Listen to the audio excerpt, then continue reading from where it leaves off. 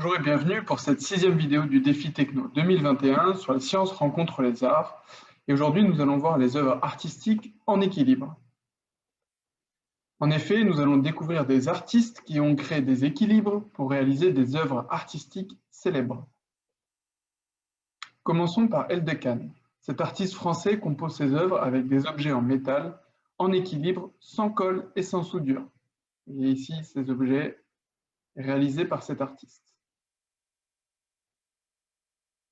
Ensuite, il y a Peter Fischli et David Weiss, qui sont des artistes contemporains suisses. Ils utilisent des objets du quotidien et de récupération pour en créer des œuvres, notamment les objets de la cuisine. Vous voyez, sur cette œuvre de ces deux artistes, on peut voir une louche, un verre, une assiette, une fourchette, une râpe, par exemple.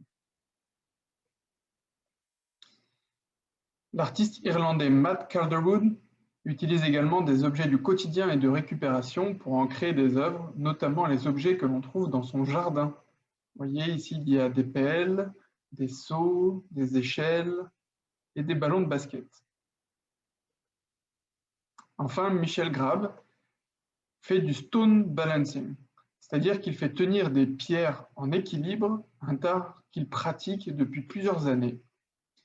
Il aime beaucoup la nature et ses œuvres lui demandent beaucoup de temps, de patience et de détermination pour les réussir.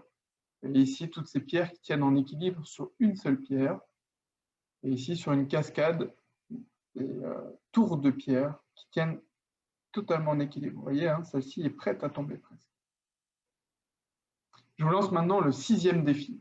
Vous allez devoir utiliser des objets recyclés pour réaliser une production artistique avec des équilibres. Donc pensez bien à ces deux aspects, production avec des équilibres, mais aussi une production artistique. Une fois que vous avez terminé, vous pouvez partager votre production avec votre enseignant, bien évidemment. Et puis sur le mail suivant, défi-techno mo en majuscule pour Moyen-Orient, @gmail.com. Bon courage à tous et à bientôt pour la 7e vidéo.